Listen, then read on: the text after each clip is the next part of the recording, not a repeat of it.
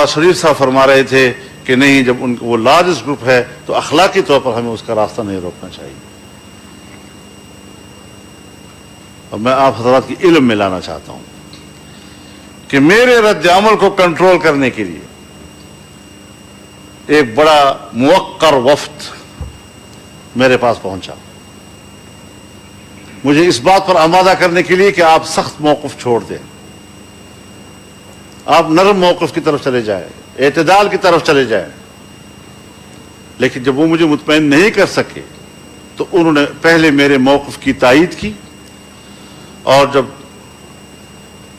انہوں نے خود اس بات کا اظہار کیا کہ ہم نے یہ صوبہ اس لیے ان کے حوالے کیا ہے، یہ نہیں کہ قوم نے منتخب کیا ہے، ہم نے یہ صوبہ اس لیے ان کے حوالے کیا ہے کہ پشتون بیلٹ میں مذہب کی جڑیں گہری ہیں، اور مذہب کی ان گہری جڑوں کو اکھاڑنے کے لیے اس سے بہتر مناسب آدمی ہمارے پاس اور نہیں تھا.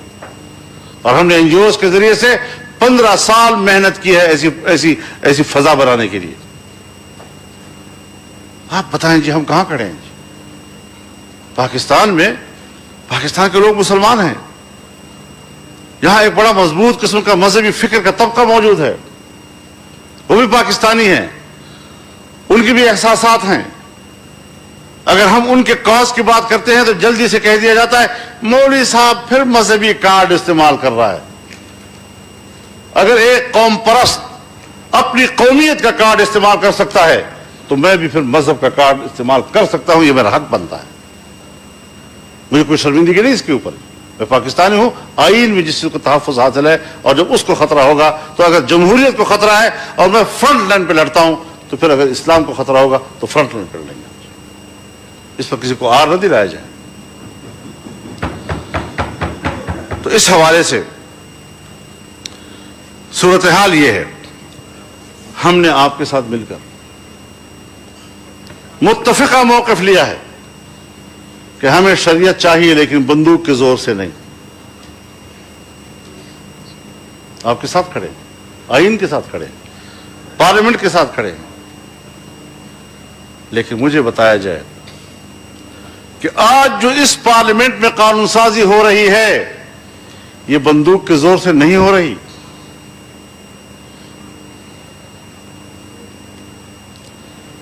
ریاستی بندوق اگر وہ اپنے زور سے مجھ سے قانون سازی کراتا ہے وہ سر و چشم پہ قبول، لیکن اگر قوم کا کوئی فرد چاہتا ہے تو ہم اس کو غدار اور دشمن اور فلاں فلاں کہیں. ہم آپ کے ساتھ ہیں اس معاملے میں. ہمارا نظریہ یہی ہے کہ ہم جمہوری راستے سے محنت کریں، لیکن جمہوری راستوں سے سن 73 سے لے کر آج تک کیا ملا ہے قوم کو؟ ابھی تک شکوے تو موجود ہیں، لیکن حالات، ملک کہاں کھڑا ہے، ادارے کہاں کھڑے ہیں، ہماری کمزوریاں ہم نظر انداز کرتے چلے آ رہے ہیں.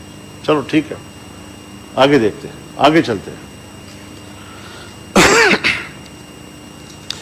ہمارے ملک کا جمہوری نظام بھی اس وقت مکمل طور پر پابجولاں ہے. پھر یہ کہنا کہ جی دھاندلی کے لیے کمیٹی بنائی جائے اور کمیٹی اس بات کو تلاش کرے کہ دھاندلی ہوئی ہے یا نہیں ہوئی، تحقیقات کرائی جائے.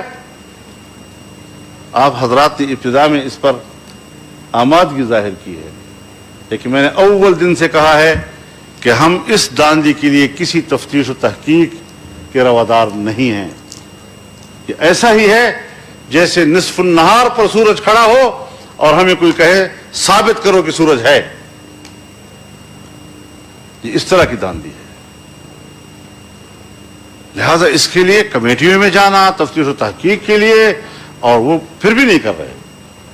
آپ کا کمزور موقف ہونے کے باوجود وہ اس طرف نہیں آ رہے.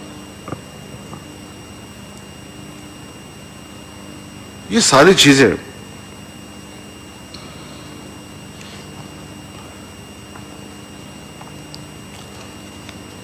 جو آپ نے اپنے وسیع الظرفی کا مظاہرہ کر کے کہا کہ لارجسٹ گروپ ہے اور حکومت بنائے. آج پنجاب میں مسلم لیگ نون لارجسٹ گروپ ہے.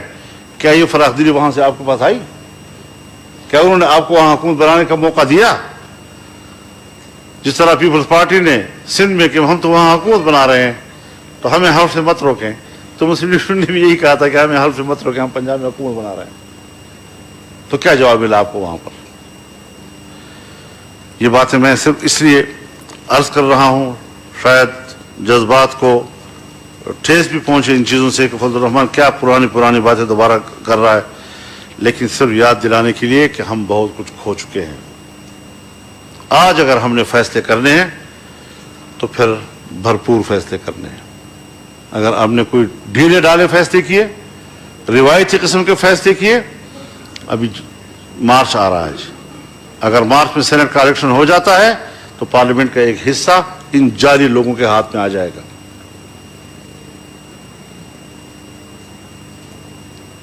تو آپ پھر کہاں کھڑے ہوں گے؟ ملک کہاں کھڑا ہوگا؟ لہذا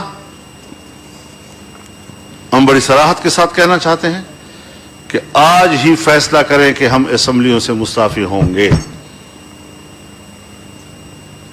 اگر ہم انہی اسمبلیوں میں بیٹھے ہوئے ہیں جہاں ہماری توقیر کا یہ عالم ہے، جہاں کوئی کارکردگی نہیں ہے، تو پھر میں نہیں سمجھتا کہ ہم اپنے مقصد کے لیے، جو شفاف الیکشن کا مقصد ہے، اس کے لیے کوئی کردار ادا کر سکیں گے.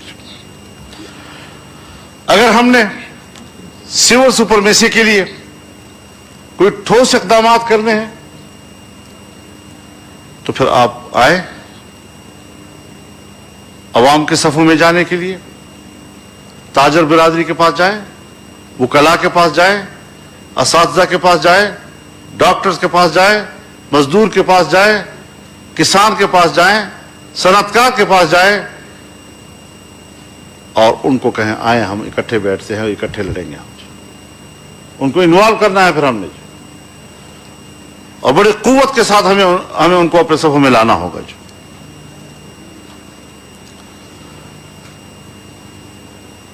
نیب کے بارے میں کافی باتیں ہو چکی ہیں. میں میاں نواز شریف صاحب کے خیالات سے بالکل متفق ہوں، لیکن میں ایک بات یاد دلانا چاہتا ہوں کہ جب 18ویں ترمیم کے لیے کمیٹی بنی تھی اور آئینی اصلاحات کی کمیٹی کہلائی تھی، تو اس میں ہم نے یہ عرض کیا تھا کہ یہ جنرل مشرف کی ایک ڈکٹیٹر کی بنایا ہوا ادارہ ہے، اس نے ہمیشہ سیاستدانوں کے خلاف اور جمہوریت کے خلاف استعمال ہونا ہے، اس کو اومٹ کر دیں. جہاں بہت سی چیزیں آپ حذف کر رہے ہیں، جہاں پوری 7ویں ترمیم ہم نے حذف کر دی، حذف کرنے کے بعد پھر دوبارہ اس کو بحال کرنا، ہم نے اپنی درخواست کی تھی آپ حضرات سے، لیکن خدا جانے کیوں اس کو برقرار رکھا گیا، کس مصلحت کے تحت برقرار رکھا گیا، ہمیں آج بھی پتہ نہیں چلا. اور آج ہم بھگت رہے ہیں اس چیز کو کہ کس طریقے سے ہمارے اس ملک میں اس کا کردار ہے سیاستدانوں کے خلاف.